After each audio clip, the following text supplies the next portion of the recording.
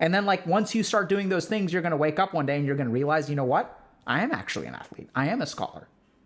Because I am doing those things. Holy shit. Like I can do this. Like this is me. Like this is actually who I am. This is who I've always been. I just haven't realized it.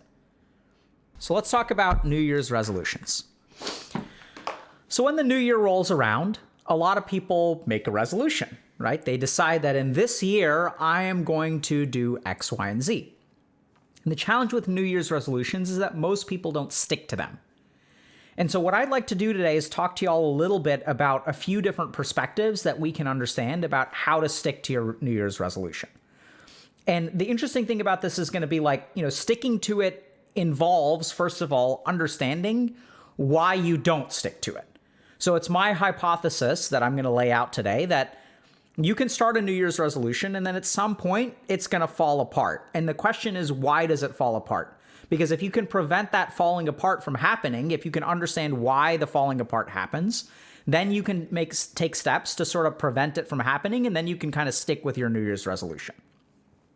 So to begin with, if we want to start on a very simple level with New Year's resolutions, we have to start by understanding, where does a New Year's resolution come from?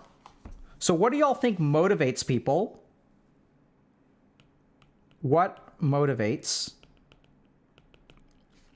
people to do a New Year's resolution, right?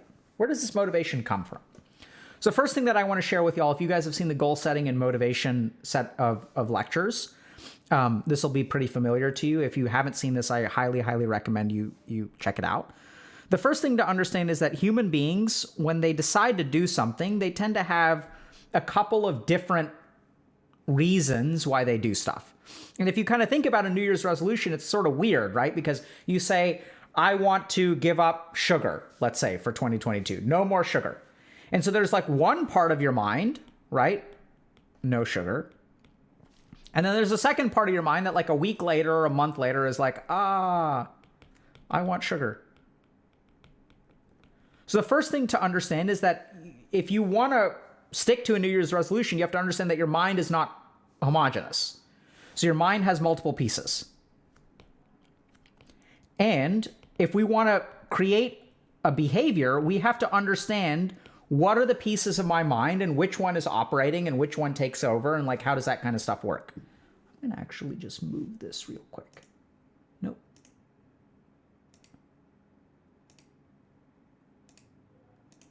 Alert box right there. Move the alert box like down here, I think. Okay. All right. So does that make sense? So our mind is conflicted. So let's start by understanding like what are the different parts of the mind? What are the different sources of motivation? So the first thing that we're going to talk about is desires. Okay. So these are things that like you want. So we'll use the word want. Like I want a Coke, or I want a yacht, or I want to be on a beach. I want to quit my job. Next thing that motivates us is shoulds, right? So these are things that like you should do. Like I should study for my test, but I want to play a video game. So we can already see that like these two things can conflict, right? The next thing that we have are duties. These are kind of like obligations. And this is what gets super confusing is that a lot of times we think that our duties are duties, but they're actually shoulds. Like we say like, oh, it's my duty to be healthy. No, it's not. It's not your duty. These are things that you're like kind of obligated, or you have an external thing that is like kind of forcing you to do stuff. And then the next thing that we have, the last thing that we have are values, or things that we care about. So I know it sounds kind of weird, but a lot of people will, when they think about a New Year's resolution, what they'll do is they'll think of it as a goal, right? I'm going to exercise every day. I'm going to lose 10 pounds. I'm going to cut out sugar. It's basically something that's hard. And basically what a New Year's resolution is stuff that I should do. Most New Year's resolutions come from the should category. But if we look at like basically science, yeah, I mean, gross overgeneralization here. But if you look at what people are actually motivated towards, they tend to be happy and productive when they're more on this side of the quadrant than on this side of the quadrant.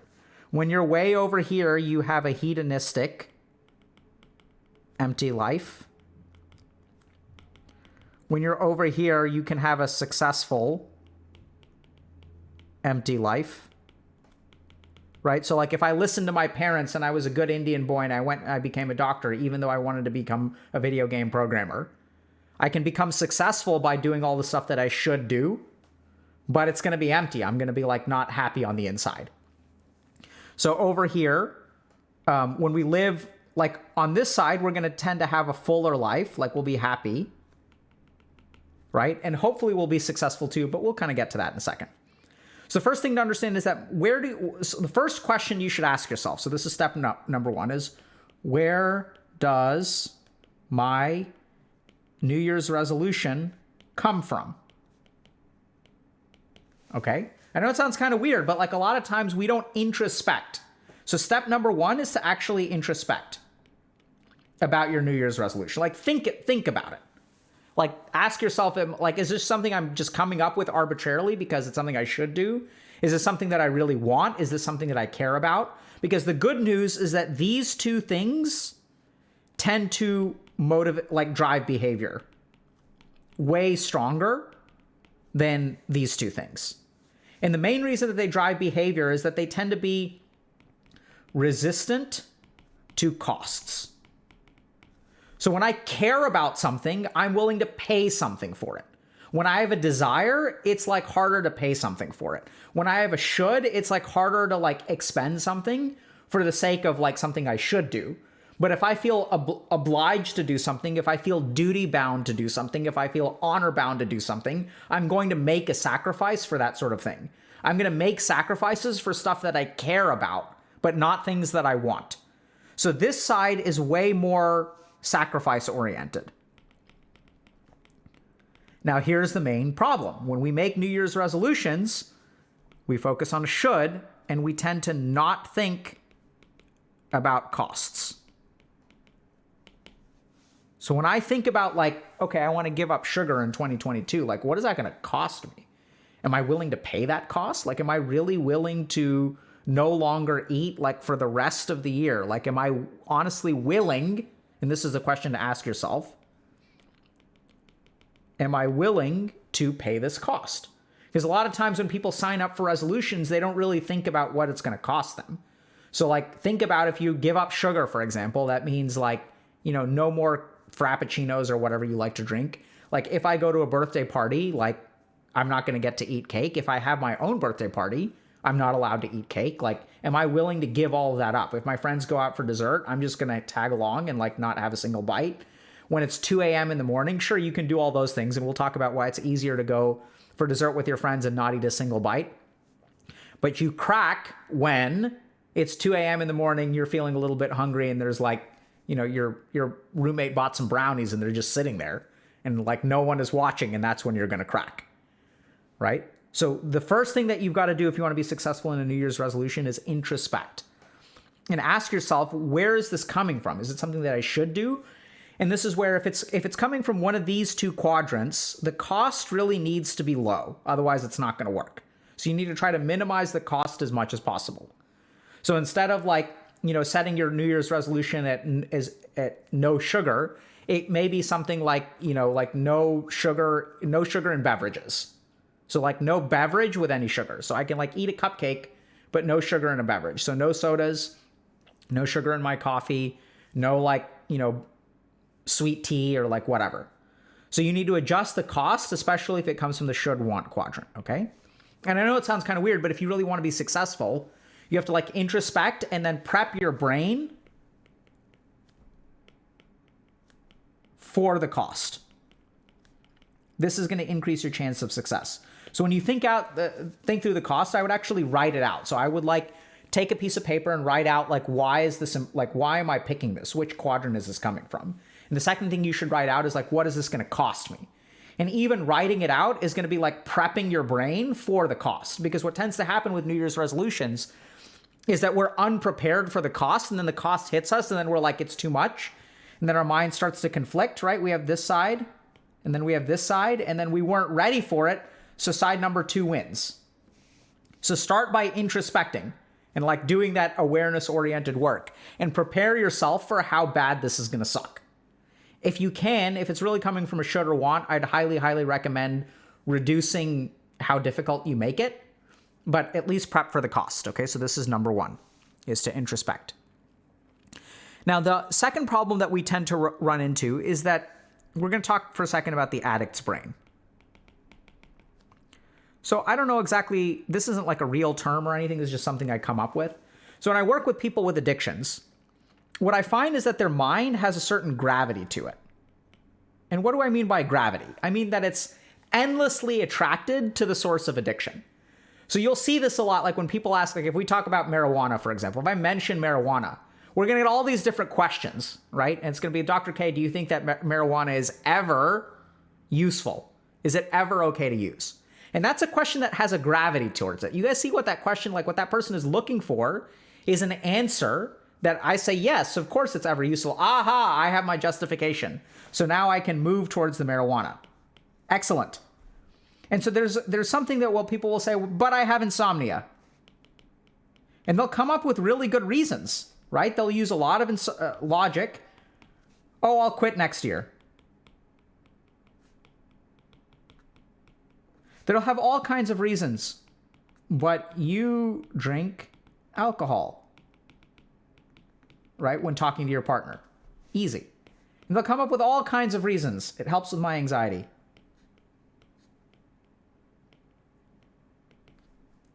I do it for the fun. And no matter how you frame things, no matter how you discuss things, no matter what direction you go in, the mind has a gravity towards the addiction. So this is the key thing to understand about the mind. The mind is always going to want to move in the direction that it wants to move in. And if you want to succeed in a New Year's resolution, you need to understand that the thing, oftentimes like the goal that you have or you're giving something up, that your mind is going to want to move there. And so what I'd like to do is share with y'all some of the tools that your mind uses and that you can use to sort of deflect this sort of very natural gravity of the addict's brain. And so you may say like, okay, but we just have to acknowledge that like your mind is not going to want to do the thing. This is essentially the point of like bringing up the addict's brain. That no matter how you twist and turn, at its core, your mind may not be working for you towards the goal. This is why we want to operate from here, because this is these are the two quadrants that will help us make sacrifices.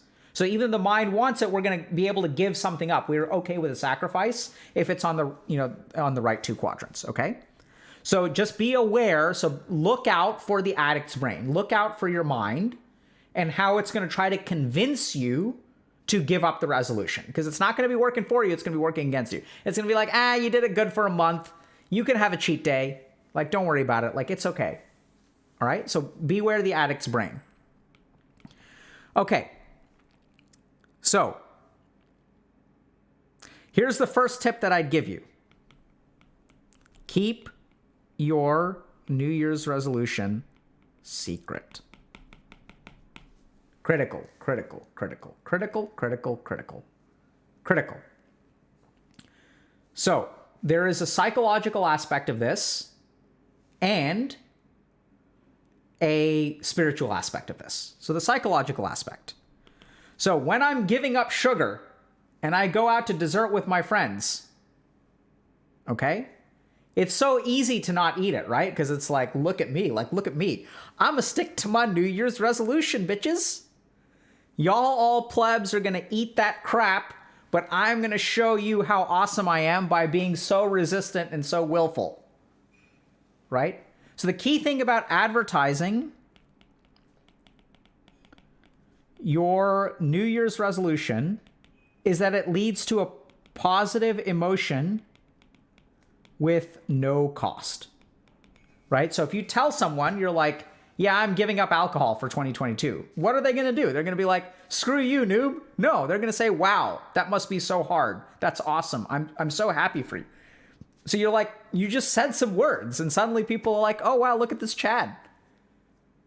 Isn't this person great? And so if you advertise like your New Year's resolution, people are going to be like, oh, look at how amazing you are for giving this thing up. You haven't actually they're not there in the quiet moments when you're struggling, like you've got the cookie in your hand and you're like, don't eat the cookie, don't eat the cookie, throw the cookie away. No cookie.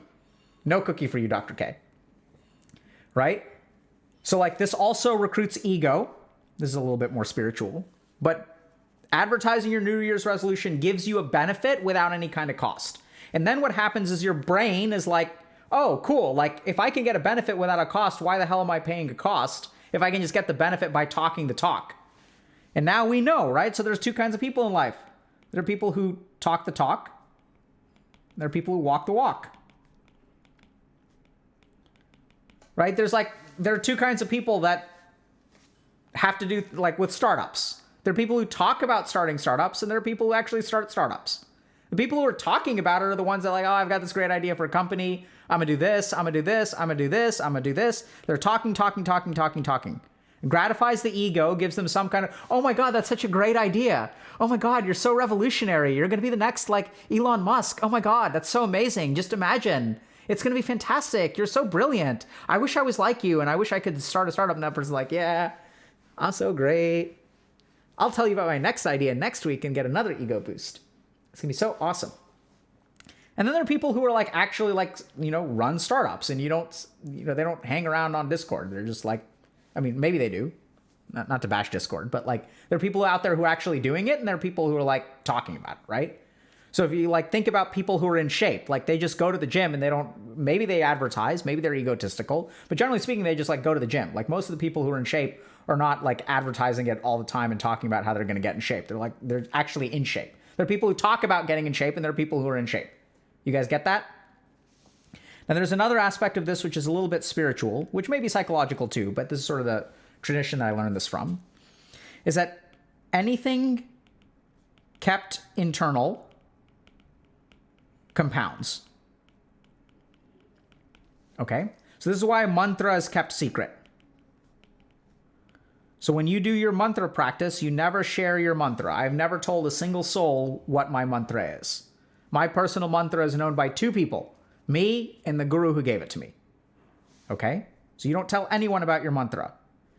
And what people realized, like the yogis sort of figured this out, is if you never tell anyone, it will increase in power. And if you vent it out to the world, if you vent that energy by sharing it with the world, it will decrease in power. So another good example of this is actually trauma. So in trauma, what we want to do is vent it out, right? So if someone has experienced trauma, they keep it inside and it eats them alive. This is bad. So what is the solution? How do we get that energy out of them and stop compounding? We vent it through therapy. So when we want to do therapy or something, we're trying to vent the negative energy, that depressive energy you have in your mind, the anxious energy that you have in your mind, because you all know this if you have like anxiety, like it just loops in there, right? It just loops and loops and loops and loops and loops and loops. It never gets worse and worse, and you work yourself up into a frenzy, and then you've got a panic attack. And then what you really want to do is you just need to get it out. You want to vent it out. If you talk to a friend, they can help decompress you. You feel so much better. So energy that is kept within the mind will compound, and energy that is vented will diminish. And this is how you get talkers and walkers. Because these are the people who aren't talking about it, just stays in there and actually produces behavior. And then you have the talkers who are just talking about it all the time and they never like do anything. Okay? So keep your New Year's resolution secret. For those of you saying, oh my God, Dr. K, I already failed. Beautiful. You've activated my trap card. Don't let failure stop you. This is the biggest thing for a New Year's resolution. Don't let failure stop you. Okay, you're going to give up alcohol?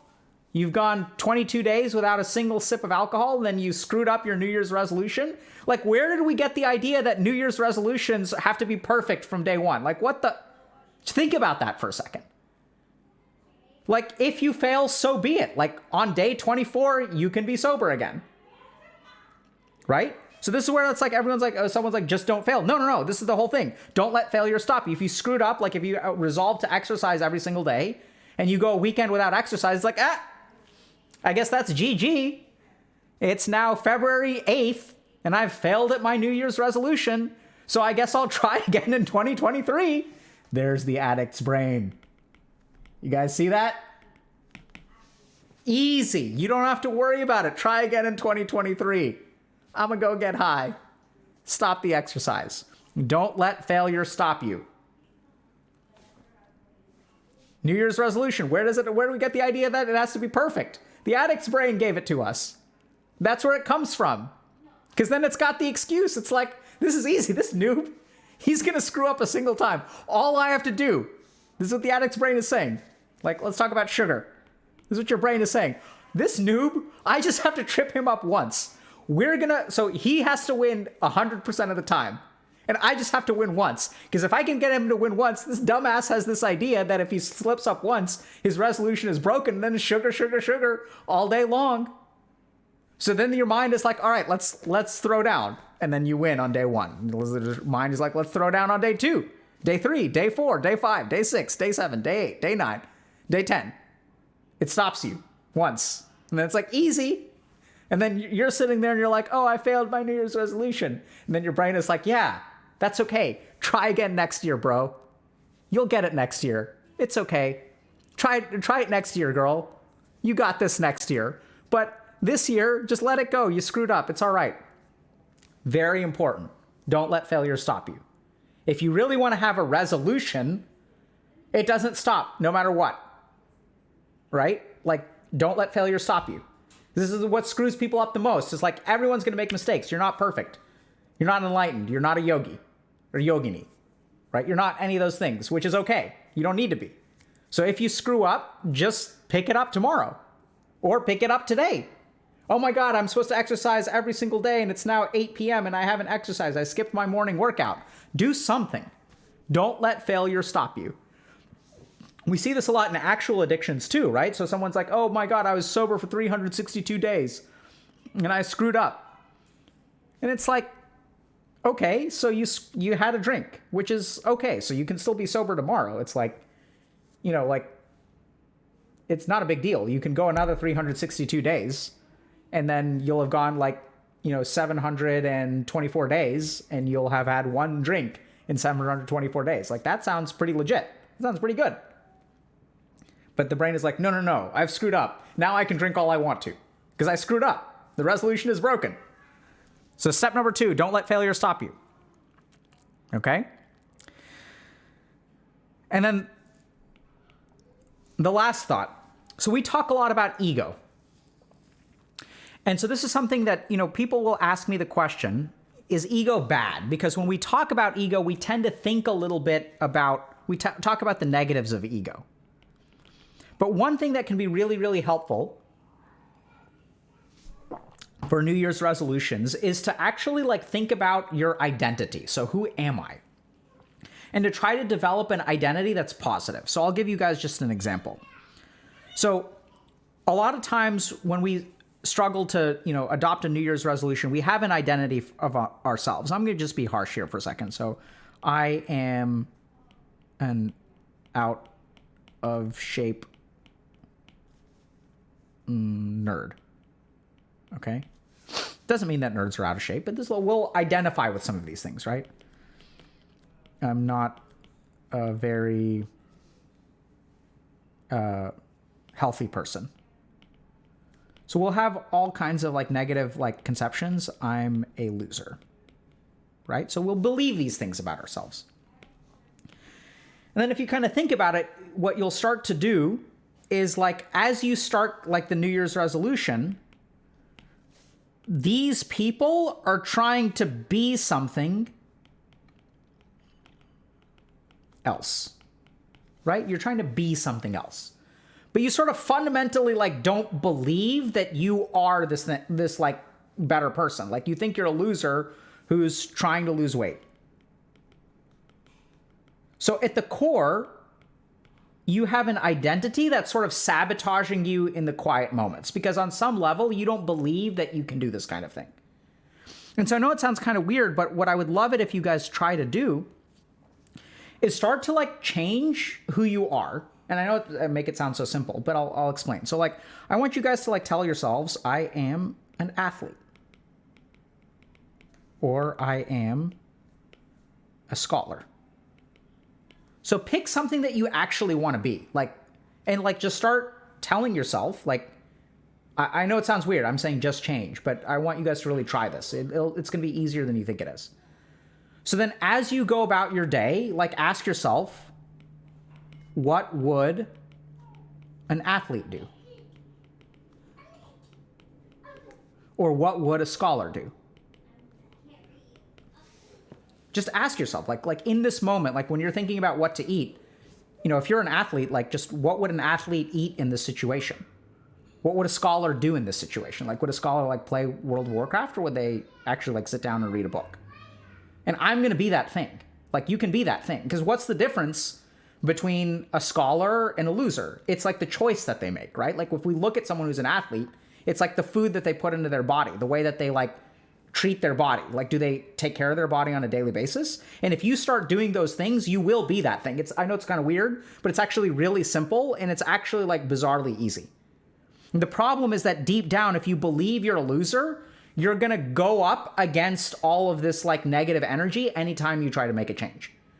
And what I want y'all to realize is that if you tell yourself, I am an athlete, and then you go to lunch and you ask yourself, what would an athlete order? And you order that thing, there's no difference between you and an athlete. Because what is an athlete?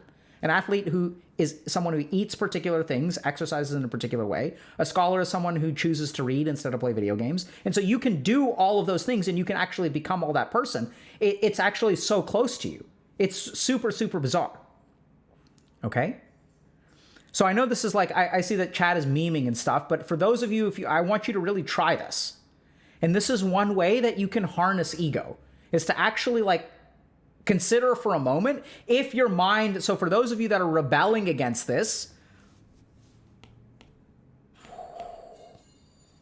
that is the biggest sign of the addict's brain, right? Because your brain is ha ha ha, it's so easy. This is ridiculous. I could never do this. This is idiotic. This guy's just saying, just call yourself an athlete and then stop eating sugar? No. That's stupid. That's so ridiculous. I don't have to do that. It's dumb. It's not going to work. And because I don't have to do that, I don't have to give up sugar. Fuck you. That's so idiotic. Just change. This is new. Realize how hard it is to change. Oh, yeah. You see what's happening there? Your mind is telling you it's hard to change. Don't bother, bro. Just sit there. Don't even try it. Oh my God. You guys see that? For all of y'all that are being smartasses, where is that thought coming from? Where is that thought coming from? Why do you resist calling yourself an athlete? Why do you think you're not an athlete? Why do you think you're not a scholar? Where do you get that idea? It's not true. It's because of a conception. I'm a loser. That's not, I can't biopsy you and find loserness. I cannot. Even if you're the biggest loser on the internet, it's impossible. I'm not a very healthy person. I'm not like the other healthy people. And if you're trying to create a New Year's resolution and stick to it, and you're holding on to this crap on the inside, it's never going to work. Start to realize that you are actually an athlete.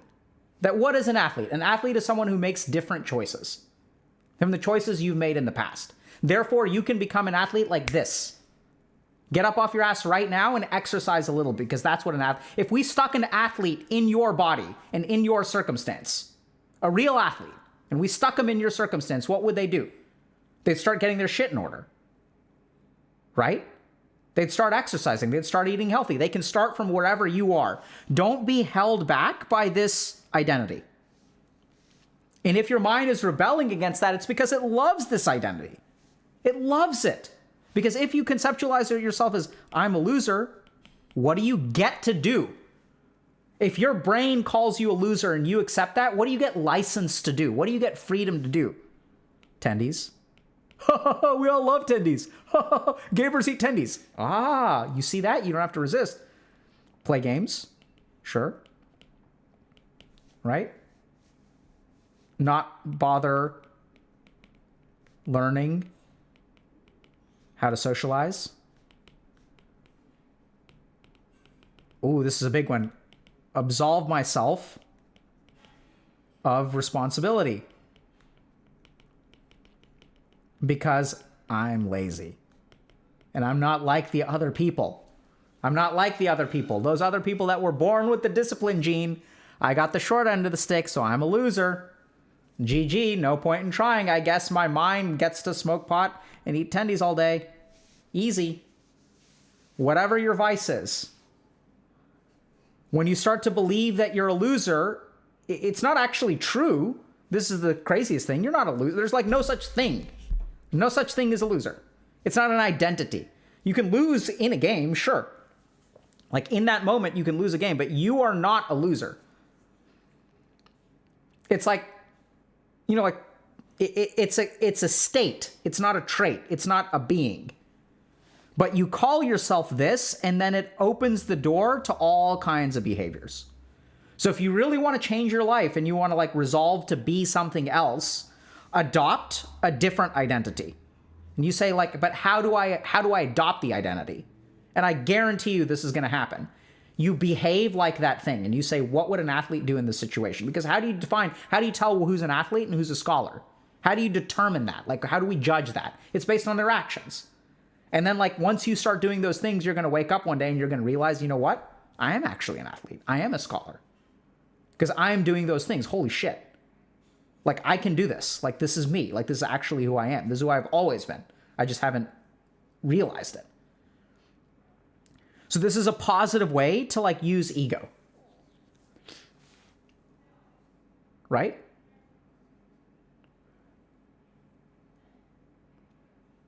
Okay.